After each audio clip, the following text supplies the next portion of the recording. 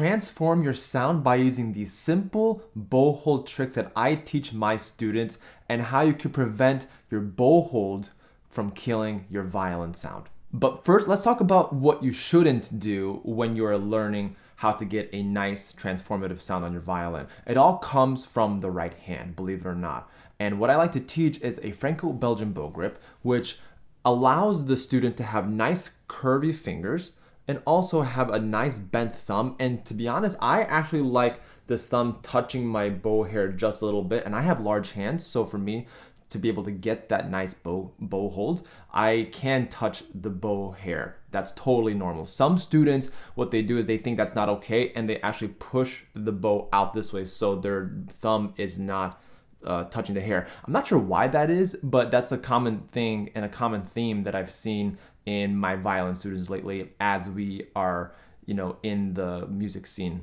What may be killing your sound is your bow grip. And usually when you use the word grip, you think that you actually have to press or squeeze or hold a lot with the bow. And that's really not the case. We want to have a grip, but not like a death grip as we're like really pressing into the bow. That's what helps create a nasty sound on the violin.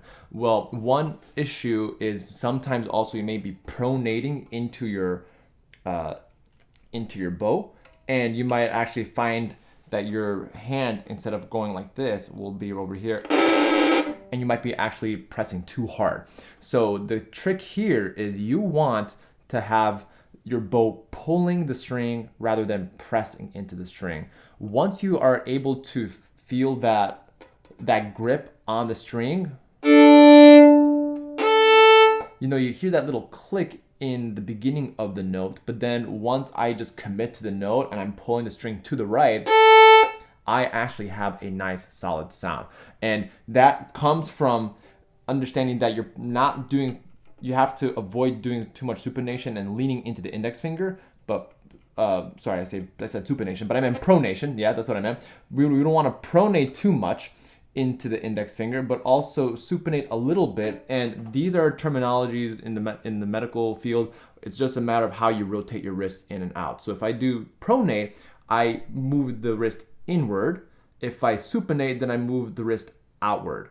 And we don't want to do too much of one or the other. We want to kind of have a nice balance. But start there. If you're going to be holding your violin bow, make sure you are holding it accordingly. And if you're wanting to practice your bow hold, I recommend having your bow go straight up directly, so that way your hand is not using different muscles to hold the bow this way. I find that you're actually trying to hold the bow this way and you actually have this pinky go the other way, which is also not ideal. You want the pinky to be this way, not that way. In addition to pressing into the index finger, you want to avoid pressing into the thumb. The thumb and the index finger have a lot of contact with the bow, and if you're pressing in, then you are also likely to have a nasty sound. The thumb needs to be bent, but relaxed bent. You don't want to force the bend of your thumb. You want to have a little bit of that flexibility, because when you do coller, for instance, coller in French means glue, you're actually using a lot of that thumb back and forth. So you see that my pinky and my thumb are engaged. My index finger stays more or less in the same place. The two middle fingers, the middle finger and the ring finger, and there is some involvement in the movement of the bow, but essentially the pinky and the thumb create that nice grip of the sound. So having a thumb that is not pressing inward but also just relaxed and placed like so will help you a lot. Now, here's one thing, and I'm kind of guilty for doing this, and this just means that I have to get a new thumb leather, but let me go ahead and unscrew this real quick. So I'm gonna also have you see what I'm doing here, if I can get it close enough. Yeah, so you might see like a little bit of metal piercing through the thumb leather. And that is what you shouldn't be doing. That's, and I'm guilty, and most violinists probably watching this are guilty of this also.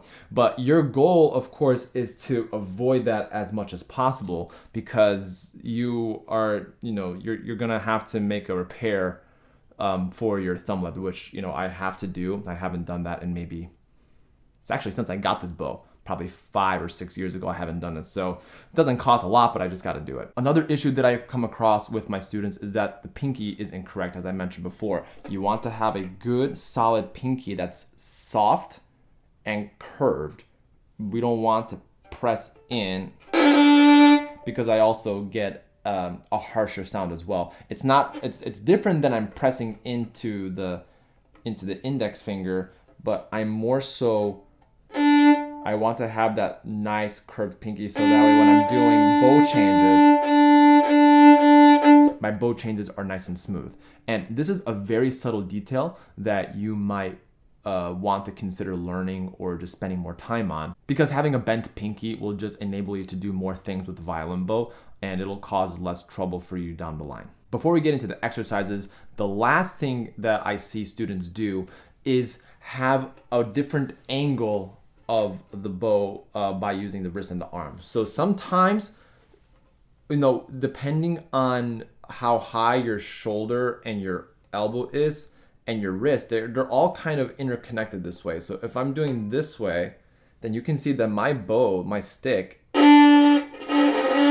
is really closer to the string. Like the wood of my stick is actually touching the string. It's not ideal, of course. And the things that I've talked about just a moment ago with the pinky, the thumb, the index finger pressing in, these are all a combination of issues. So in your practice, try to just solve one thing at a time. If you try to do all things at once, you'll be overwhelmed and you're just going to want to lay your violin down and not play anymore. And that's not my goal for you. My goal is for you to have actionable items for you to attack these issues. Now, we're going to talk about some exercises on how to improve.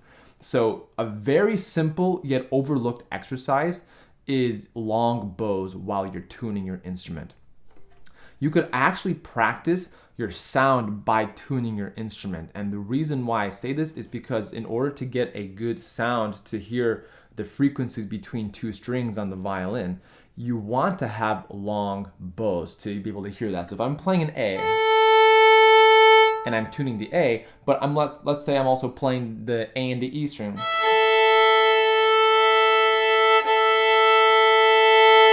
I'm focusing on having a good sound, but this is also a great way to focus on tiny details on open strings. So you could actually do two things at once by just tuning your violin, as opposed to dedicating a separate time to practice open strings.